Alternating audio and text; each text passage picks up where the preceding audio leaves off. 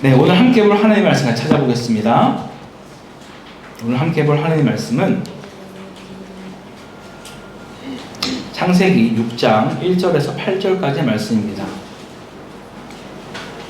제한 성경으로 구약 7 혹은 8페이지 중에 있습니다. 창세기 6장 1절에서 8절까지의 말씀입니다. 다 찾으셨으면 한 절씩 교독하고 마지막은 합독해서 읽겠습니다. 제가 먼저 6장 1절 말씀 읽겠습니다. 사람이 땅에 번성하기 시작할 때 그들에게서 딸들이 나니 하나님의 아들들이 사람의 딸들의 아름다움을 보고 자기들이 좋아하는 모든 여자를 아내로 삼으니라. 여호와께서 이르시되 나의 영이 영원히 사람과 함께 하지 아니하리니 이는 그들이 육신이 됨이라. 그러나 그들의 날은 120년이 되리라 하시니라. 당시에 땅에 있는 들이 있었고 그들의 하나님의 아들들이 사람의 딸들에게로 돌아와 자식을 낳았으니 그들은 용사라. 그들의 영성이 있는 사람이 되었더라. 여호와께서 사람의 죄악이 세상에 가득함과 그의 마음으로 생각하는 모든 계획이 항상 악할 뿐임을 보시고 땅 위에 사람 지으셨음을 나타나사 마음에 빛이 나시고 이르시되 내가 창조한 사람을 내가 지면에서 쓸어버리되 사람으로부터 가축과 기른 것과 공중의 새까지 그리하리니 이는 내가 그것들을 지었음을 한탄함이니라 하시니라. 그러나 노아는 여호와께 은혜를 입었더라. 아멘. 네, 오랜만에 우리 함께 창세기에 다시 돌아왔습니다. 벌써 한 3주, 4주 전인데요. 5장까지 내용 기억나십니까? 네, 주님께서 우리 망각의 동물로 만드셔서 네, 우리가 지난주에 아담의 족보, 셋의 족보, 또 그전에는 가인의 족보, 가인과 아벨의 이야기, 또 아담과 하와, 선악과 이야기, 이런 이야기들을 함께 나누었습니다. 오늘은 이어서 창세기 6장, 이제 심판에 대한 이야기를 같이 보게 될 텐데요.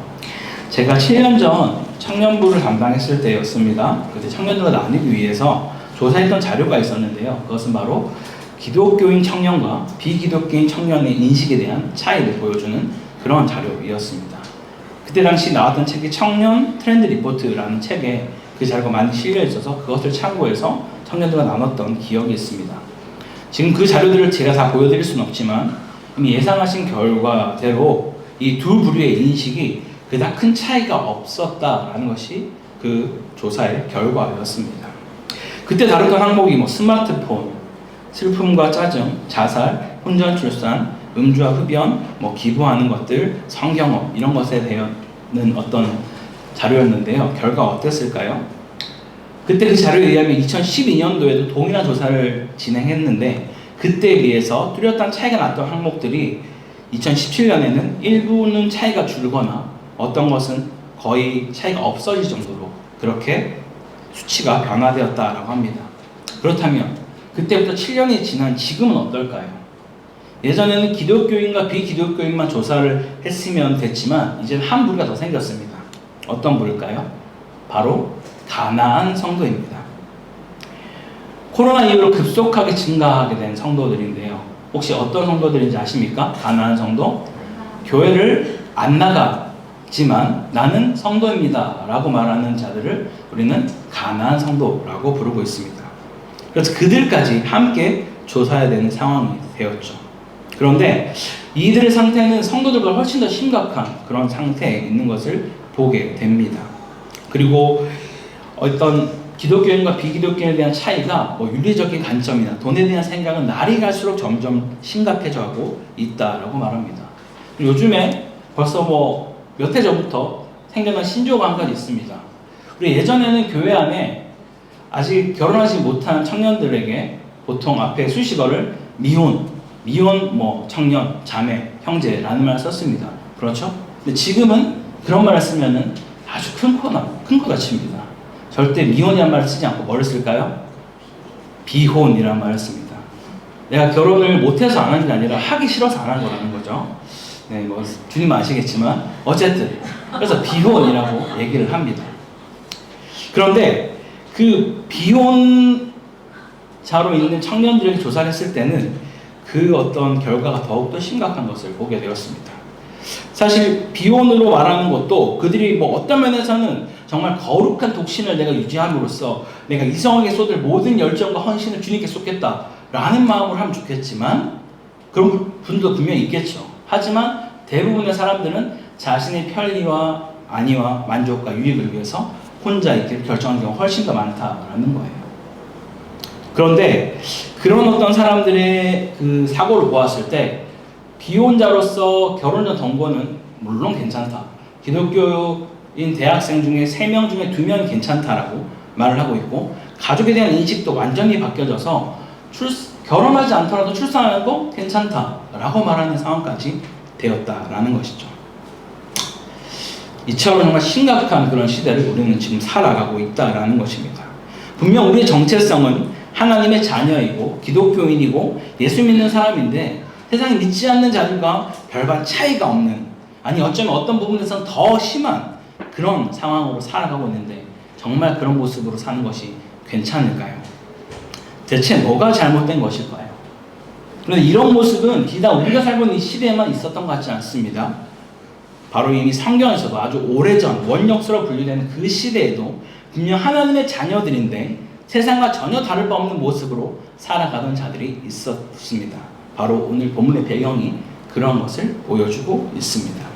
이런 상황 속에서 하나님은 그들 가운데 심판을 하겠노라 말씀하셨고 그리고 그들 가운데 심판 내리시며 또 그들을 돌이키기 위해서 많은 또 하나님의 장치들을 마련하셨는데 오늘을 살아가는 우리에게는 그 메시지가 어떤 메시지로 다가오는지 함께 같이 살펴보겠습니다. 우리 1절을 보게 되면요. 사람이 땅 위에 번성하기 시작했고 그들에게서 딸들이 나기 시작했다라고 말합니다. 이 절의 역할은 우리가 오늘 읽진 않았지만 5장에서 언급하는 아담의 계보와 오늘 보면 6장 2절부터 나오는 그 내용을 연결해주는 그런 브릿지 역할을 하고 있습니다. 5장을 보면 알 수 있듯이 아담의 후손이 급격하게 번성하게 된 것을 볼 수 있습니다. 오랜 기간 살다 보니 그만큼 후손들도 많이 번성하게 된 것이죠. 이미 알고 계시겠지만 성경에 언급한 후손들 외에도 더 많은 이들이 번성했다라고 우리는 볼 수 있습니다. 그런데 사람은 언제 가장 많이 타락하게 될까요?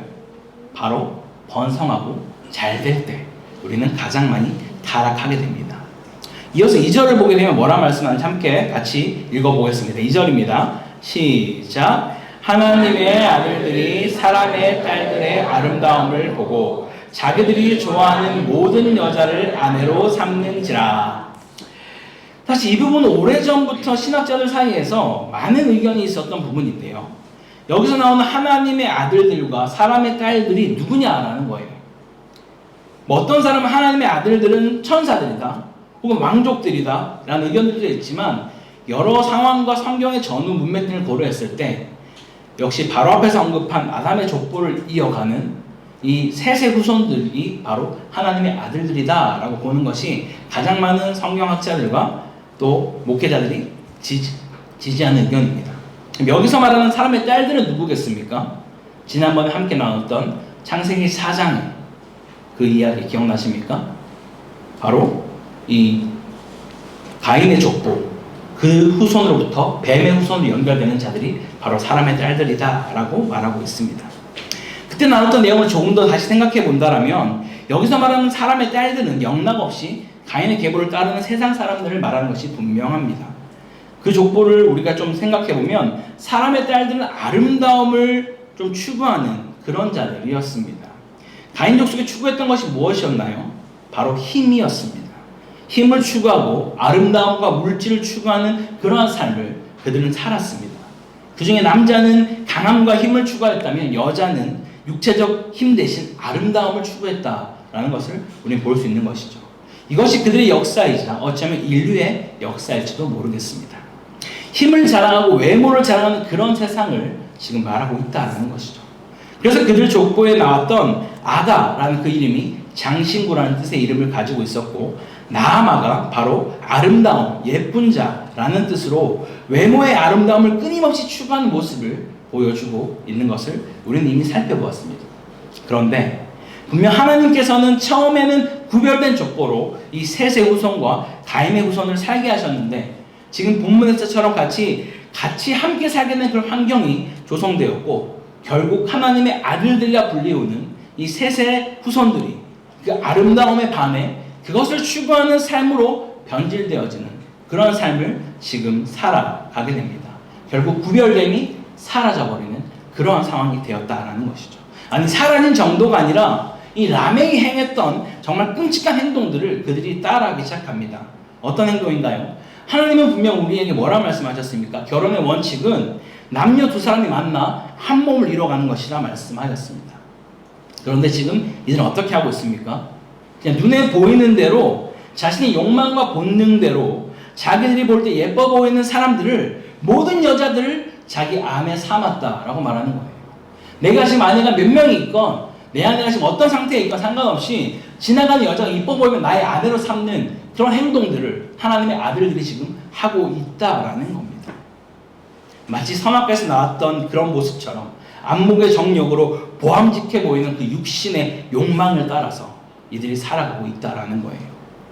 즉, 하나님의 자녀들이 하나님 나라와 복음에 대해서는 전혀 관심을 갖지 않고 자신의 만족과 쾌락을 위해서 그런 삶을 추구하는 자로 살아가고 있다라는 거죠.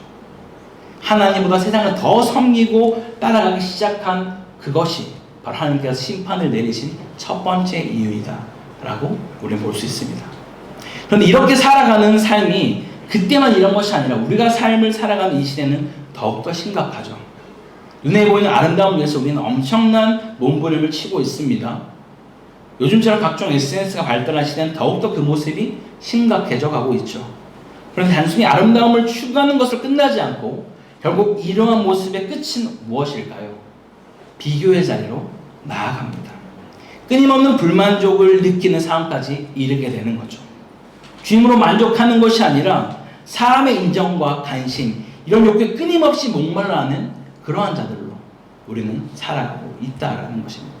그러다 이것마저 채워지지 않나 생각되면 결국 하나님을 원망하는 자리에까지 우리는 나아갈 수 있다라는 겁니다. 왜 하나님은 나를 이런 모습을 만드셨고, 내 키는 왜 이렇고, 왜 내 몸에 이러한지, 이런 모든 어떤 그런 불평, 불만들을 하나님께 쏟아놓기 시작하는 자리까지 간다라는 것이죠. 아마 우리 중에도 이것에 대해서 나는 정말 자유하다, 나는 전혀 상관없는 삶을 산다 라고 말할 수 있는 사람이 아마 없지 않을까요? 이어서 3절에는 여호와는 나의 영이 영원히 사람과 함께 하지 아니한다. 이는 그들이 육신이 되었다 라고 말합니다. 즉, 이들은 생명의 그런 대신 하나님으로부터 멀어져 있는 그런 삶을 살게 되었다라는 것이죠. 더 이상 하나님께서 이 타락한 모습에 무한정으로 자비를 베풀지 않겠다라는 의지를 지금 나타내고 있습니다. 그럼에도 불구하고 주님은 회개하고 돌아올 수 있는 기간을 얼마나 주시죠? 120년 동안 그들에게 허락하여 주십니다. 노아가 방주를 만드는 기간이라고 보통 이야기를 많이 하죠. 그렇게 돌아올 수 있는 기간을 허락하였음에도 불구하고 그들은 결코 그들의 삶을 돌이키지 않습니다. 항상 주님은 구약에서도 신약에서도 언제 어느 때나 우리에게 돌아올 수 있는 시간을 기다려 주십니다. 참고 기다리고 인내하시는 것이죠. 제발 우리가 돌이키기를 원하는 그런 마음으로 말입니다.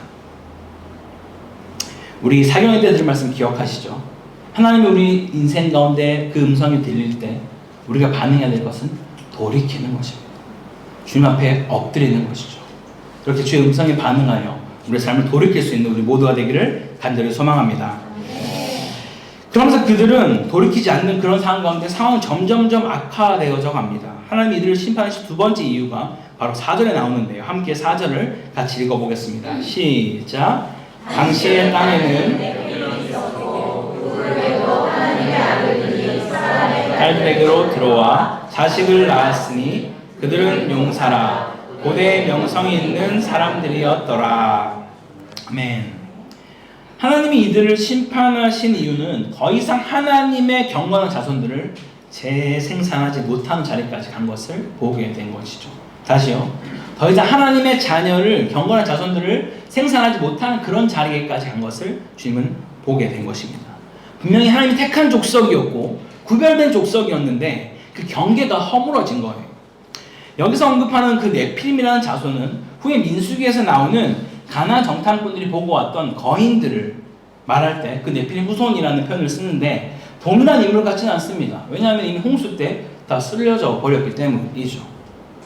그런데 여기에 또 다른 이 이름의 뜻은 타락한 자 혹은 넘어진 자라는 의미를 가지고 있습니다. 즉 불한당이라는 의미를 이 네피림이라는 단어 안에 포함하고 있다라는 거예요. 즉 이들은 이 세상에서 자신들이 거인 같은 자들이 되어서 이 땅을 정복하고 다스리고 싶은 그 자리까지 그들이 나아갔다라는 겁니다. 자, 여기서 이렇게 세상에 속한 사람의 딸들과 결혼을 하여 아이들을 낳으면 당연히 그 아이들은 이 사람의 딸들의 말을 듣게 된다라는 것이죠. 그리고 하나님의 자녀, 왕의 자녀를 키우려는 것이 아니라 이 땅을 다스리고 정복하는 세상의 통치자로 이들을 키우려고 할 것입니다. 그래서 여기에 나온 자녀들을 뭐라 말합니까? 용사, 명성 있는 사람이라고 말하죠. 여기에서 사용한 이 용사라는 단어는 결코 좋은 의미가 아닙니다, 여러분. 나중에 창세기 10장 8절 9절에 나오는 이 니므롯이라는 말을 할 때 그 여호와 앞에서 용감한 사냥꾼이라는 첫 용사라는 말이 나오는데요. 이 말의 본뜻은 여호와를 대적하여 인간을 사냥하는 사냥꾼, 그들을 용사라고 불렀어요. 이 니므롯이 결국 바벨론의 시조가 되었고 이 니므롯의 이름을 따서 이들은 마르둑이라는 신을 만들어서 그 신에게 제사하기 위해 바벨탑까지 쌓게 되었다라는 것입니다. 뿐만 아니라 이들은 말 그대로 자기 이름을 널리 알리려고 했죠. 바벨탑을 쌓은 이유도 그것이 아닙니까? 온 진의 나의 이름을 알리기 위해서 쌓은 것이죠. 요즘 우리가 살고 있는 시대가 어떻습니까? 지금 가장 주목받고 있는 장르 중 하나가 어떤 장르인지 아십니까? 영화에서 바로 히어로물이죠. 옛날부터 우리 히어로들 누가 있죠? 슈퍼맨, 배트맨, 뭐 또 누구 있죠? 아이언맨. 네, 그들을 합쳐서 어벤져스, 스파이더맨. 그래서 그들을 어벤져스라고 우리 얘기합니다. 뭔가 이들이 와서 이 세상의 악을 심판하는 그런 영웅이 되고자 하는 그 이야기에 수많은 사람들은 열광하고 추종합니다. 왜 그럴까요? 내가 그 사람이 되고 싶은데 그럴 수 없기에 그들에게 나의 어떤 감정과 상황을 이입하는 것이죠. 그래서 뭔가 이 영역 가운데 구원자가 되고 싶은 마음, 나의 이름을 높여서 인정받고 싶은 그런 마음이 우리 안에 누구나 있다라는 거예요. 어떻게든 세상을 정복하고 다스리며 내 마음대로 내가 하나님이 되어 살려고 하는 그런 마음들이 우리 가운데 있다라는 것이죠. 그럴 때 사단은 결코 그런 상태에 있는 우리를 가만두지 않습니다. 어떠한 상태로 만들어 갈까요? 바로 그런 상태에 이 오만함과 자만함, 교만의 노예가 되도록 만들어 버립니다. 그런 상황 가운데 우리가 삶이 놓여지게 되면 우리는 어떤 생각을 제일 많이 하냐면은 내가 할 수 있어. 제가 할게요. 제가 충분히 할 수 있습니다. 하나님을 찾지 않습니다. 내 능력으로, 나의 힘과 나의 자본력으로, 나의 뭔가로 내가 이것을 할 수 있다라고 생각하는 그런 오만함과 자만함에 빠지게 된다라는 것이죠. 여기에서도 하나님의 아들들이 어쩌면 그 믿지 않는 사람의 딸들과 결혼할 때 그런 오만한 생각을 했을지도 모르겠습니다. 내가 이들을 변화시킬 수 있어. 충분히 난 그럴 수 있다. 우리 이 땅 가운데서 믿지 않는 자들과 결혼을 결코 하지 마라 이런 의미는 아닙니다. 하지만 믿지 않는 자가 결혼하는 그 이유와 목적이 혹시 내가 이 결혼을 통해서 나의 신분 상승을 하고 나의 팔자를 고쳐보고 싶고 내가 또 다른 어떤 것을 하기 위해서 신앙은 되면 좋고 안 되면 어쩔 수 없고 이런 마음으로 우리가 믿지 않는 자들을 선택해서 결혼하고 있다면 결국 하나님의 부르신 합당한 삶을 살지 못하고 있다라는 거예요. 오히려 이 성경에 나오는 이들처럼 그런 오만한 자들의 자리에 앉아서 살아가고 있다라는 것이죠. 여러분은 지금 무엇을 드러내기 위해서, 무엇을 알리기 위해서 살아가고 계십니까? 만약 그것이 주님이 아닌 다른 것이라면 우리 또한 이들과 전혀 다름없는 그러한 상황으로 살고 있다는 것을 간과해서는 안 될 것입니다. 이처럼 이 땅에 이런 자들이 점점 가득해지면 5절과 같은 세상이 되어지는데 우리 함께 5절을 다시 읽어보겠습니다. 시작! 여호와께서 사람의 재앙이 세상에 가득함과 그의 마음으로 생각하는 모든 계획이 항상 악할 뿐임을 보시고 하나님께서 이 땅을 바라보시면서 심판을 결정하신 세 번째 이유가 바로 나옵니다. 인간의 근원까지 타락해버린 그런 전적 부패 상태가 되었기 때문에 주님은 심판할 수밖에 없었습니다. 성경에서 말하는 것처럼 이 사람의 죄악이 세상에 가득해지자 그들의 마음과 생각과 계획이 모든 것이 악한 것을 추구하는 그런 삶으로 살아가고 있다라는 거예요. 사람의 마음이 약하니까 생각이 약해지고요. 생각이 약하니까 우리의 한 행동이 악해질 수밖에 없음을 성경은 말해주고 있습니다. 하나님은 분명히 이 땅을 만드실 때 성과 아름다움으로 창조하셔서 보시기에 힘이 좋았다라고 말씀하셨습니다. 그런데 하나님의 자녀들이 그것을 거역하고 하나님을 거역하고 자신의 사고와 행동으로 이 땅을 살아가고자 오직 악과 부정만이 가득한 세상이 되어버렸다라는 거예요. 이처럼 마음이 악해진 자들은 무엇을 보지 못할까요? 바로 하나님을 볼 수가 없습니다. 우리가 잘 아는 팔복 말씀에 뭐라 말씀하나요? 마음이 청결한 자는 하나님을 볼 것이요. 마음이 약하면 우리가 하나님이 무엇을 원하는지 볼 수 없다라고 성경은 말하고 있습니다. 그런 죄악이 가득한 상태로 하나님 우리 공간 가운데 들어올 자리가 없기 때문입니다. 오히려 나의 모든 문제와 상황들이 크신 하나님보다 더 커 보이는 그런 자리에 우리는 나아가게 되는 것이죠. 그래서 주님보다 이 세상을, 이 환경을, 이 상황을 더 의존하고 의지하는 자로 전락하게 된다라는 것입니다. 그래서 하나님 이 상황을 보시면서 사람을 지으셨음을 한탄하시고 근심하시며 모든 것을 쓸어버리기로 작정하십니다. 드디어 심판을 하시기로 결정하신 것이죠. 근데 여기서 오해하지 말아야 될 두 가지가 있습니다.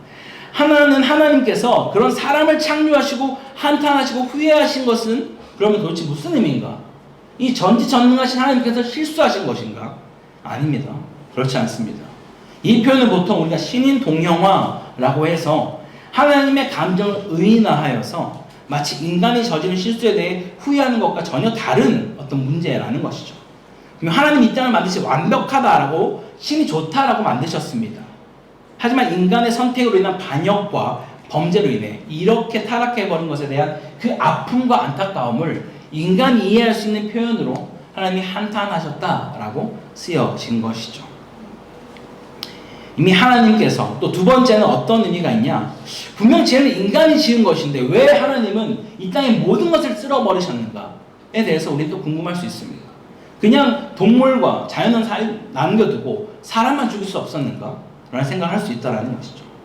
이것에 대해서는 먼저는 그 지도자가 바로 하나님이 사람들을 이 땅을 다스리는 자로 세워주셨습니다. 근데 그 지도자가 하나님 앞에 범죄하게 되었을 때 그 지하에 있는 모든 것들을 함께 심판받게 된다라는 것을 첫 번째로 보여주는 것이며 더 중요한 이유가 있습니다. 이 땅의 모든 것들을 하나님 만드셨을 때 이 모든 것을 만드신 가장 중요한 이유는 바로 사람 때문이었어요. 이 모든 것이 존재하는 이유는 내가 너를 위해서 만들었어. 그래서 모든 것을 만드신 후에야 사람을 지으시고 모든 걸 누리게 하셨죠.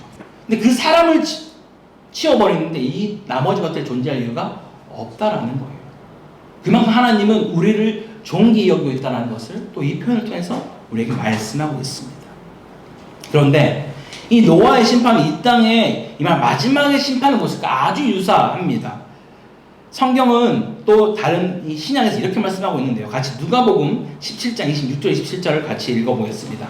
시작. 노아의 때에 된 것과 같이 인자의 때에도 그러하리라. 노아가 방주에 들어가는 날까지 사람들이 먹고 마시고 장가들고 시집가더니 홍수가 나서 그들을 다 멸망시켰으며.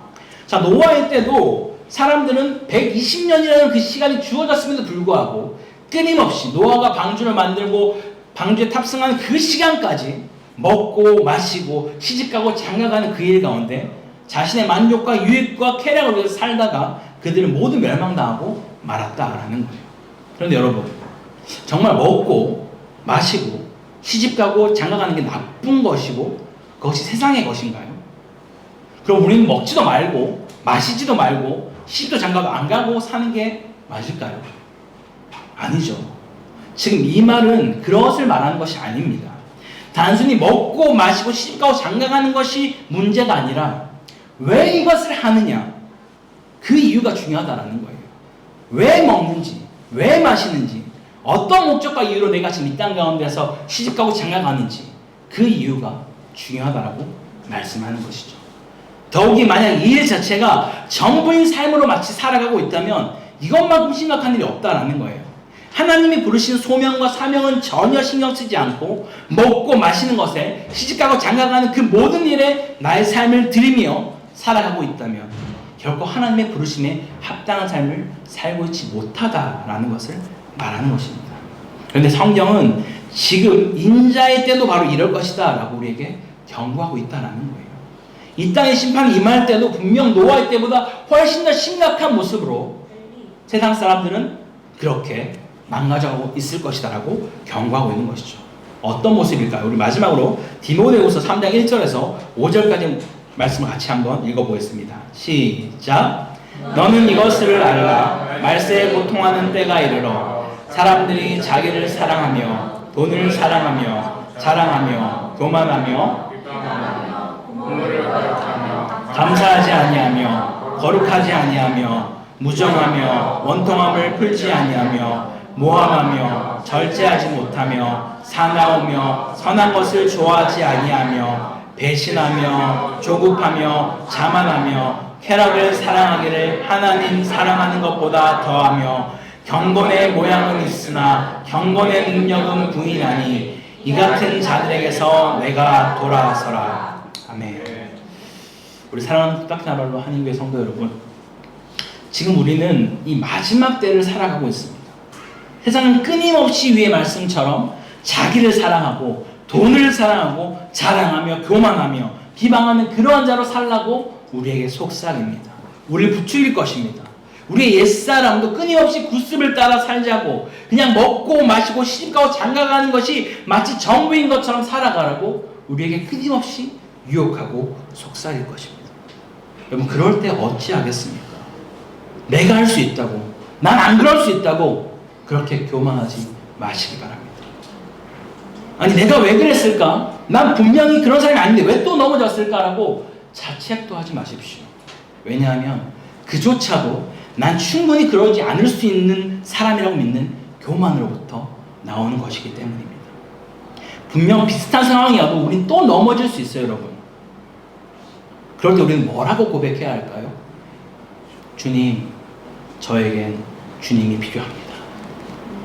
저는 죄를 너무나 사랑하는 연약한 자입니다. 저를 죄악에서 건져주시고 주의 보혈로 매 순간 정결케 해달라고 우리는 주 앞에 간구해야 될 줄 믿습니다. 네. 이것이 나의 고백이요 우리 모두의 고백이 되기를 간절히 소망합니다. 네. 그렇게 주님 앞에 우리가 주님을 찾는 그런 고백을, 나의 연약함을 있는 모습 그대로 고백할 때 주님은 8절과 같이 우리에게 말씀하십니다. 어떻게 해요? 그러나 수민이는 여호와께 은혜를 입었더라. 그러나 노아는 여호와께 은혜를 입었더라. 세상이 멸망해가는 이때에 하나님이 여전히 그와 동행하며 살아가는 그 노아를 붙드시며 내가 너에게 은혜를 입혔다라고 말씀하는 것처럼 우리의 고백을 통해서 주님이 우리의 이름을 부르시며 누구야? 너는 은혜를 입었더라 라고 그 말씀을 듣게 되는 우리 모두가 되기를 간절히 소망합니다. 네. 여러분, 기억하십시오. 우리는 날마다 우리의 거룩함을 증명하며 살아가는 자들이 아닙니다. 그럼 저부터 살아갈 수가 없어요, 여러분. 우리는요, 단 한순간도 하나님의 은혜 없이는 살아갈 수 없는 연약한 죄인임을 알고 날마다 십자가 앞에 우리를 부인하며 주님, 저를 살려주십시오 라고 고백하며 살아가는 우리 모두가 되기를 주님으로 간절히 축원합니다. 우리 함께 같이 기도하겠습니다. 하나님, 오늘 이 창세기 6장 말씀을 통하여서 이 원정사 시대에 살았던 이들도 오늘날을 살아가는 우리의 모습과 조금도 다름이 없음을 보게 됩니다. 하나님이 구별되어 살라고 말씀하신 그 구별됨을 무시하고 나의 욕망과 나의 욕심과 내가 하고 싶은 그대로 세상의 것들을 취하며 그것만이 마치 전부인 것처럼 내가 하나님에 대해 살려고 했던 그런 모습으로 우리가 있다면 이 시간 우리가 주님 앞에 회개하며 나아갑니다. 아버지, 그 마음을 쏟아놓을 때 아버지, 나의 거룩함을 우리가 증명하며 입증하며 살아가는 자들이 아니라 하나님의 은혜 없이는 단 한순간도 살아갈 수 없음을 고백하며 주여 나를 긍휼히 여겨주시옵소서, 주여 나를 불쌍히 여겨주시옵소서라고 주의 은혜를 구하고 구하는 그런 주의 백성으로 살아갈 수 있도록 우리를 붙들어달라고 우리 그렇게 주님 앞에 간절히 기도하겠습니다. 기도합니다. 하나님 아버지 감사합니다. 아버지, 오늘 이 시간 아버지 창세기 6장 말씀을 통하여 하나님 왜 이들을 심판하였는지 함께 살펴보았습니다. 정말 더 이상 하나님의 그 거룩함을 따라 살지 못하고 세상을 따라가며 세상을 숭배하며 살아가며 더 이상 하나님의 거룩한 경건의 자손들을 생산하지 못하면서 내가 하나님께 살려고 하는 그러한 모습으로 정말 나 또한 그런 모습 가운데 있는 것은 아닌지 우리 이 시간 내 삶을 돌아보게 하여 주시옵소서. 아버지, 정말 주의 은혜 없이 우리가 살아갈 수 없습니다.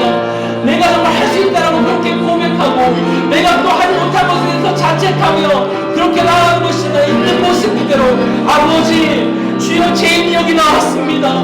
나를 긍휼히 여겨주시고 나를 불쌍히 여겨달라고 하나님의 은혜 없이 나는 살아갈 수 없사오니 나를 붙들어달라고 그렇게 고백하고 나아가는 거룩한 주의 백성으로 우리 인도하여 주시옵소서. 주님, 그래서 우리가 그 심판의 자리를 잃지 않고 의인의 자리를 서게 하시며 날마다 주의 그 말씀을 따라서 하나님의 복음을 통하여가는 복된 인생으로 우리의 삶을 인도하여 주시옵소서. 아버지, 하나님의 은혜가 필요합니다. 내 삶뿐만 아니라 우리 가정에도 우리의 직장에도 이 땅 가운데에도 온 열방 가운데 하나님의 은혜가 필요합니다. 우리를 붙들어주시고 우리가 정말 주의 은혜가 날마다 먹고 나갈 수 있는 복된 인생들로 우리 인도하시고 통치하여 주시옵소서. 감사합니다. 하나님 아버지, 오늘도 창세기 6장 말씀을 통하여 하나님께서 왜 그 땅을 심판할 수밖에 없었는지 함께 살펴보았습니다. 하나님, 마치 그들의 모습이 지금 나의 모습은 아닌지 이 시간 돌아봅니다. 세상이 원하는 대로 나의 삶을 내어 맡기며 뭐든지 내가 할 수 있다라고 믿고 생각하면서 내가 하나님처럼 살려고 하는 그런 모습으로 우리가 살고 있는 건 아닌지 이 시간 돌아보기 원합니다. 그런 자리 가운데 있는 자들이 있다면 주님 앞에 회개하고 돌이켜서 이제는 하나님의 은혜 없이는 단 한순간도 살아갈 수 없음을 알고 날마다 십자가 앞에 나아가 나를 부인하고 주의 은혜만을 붙들고 살겠노라 고백하는 거룩한 주의 백성들로 우리 인도하여 주시옵소서. 그렇게 우리가 우리의 삶을 드릴 때 우리의 삶뿐만이 아니라 우리의 가정도, 우리의 직장도, 우리 교회도, 이 땅도, 온 열방도 하나님 나라가 임하게 되는 것을 보게 하여 주시옵소서.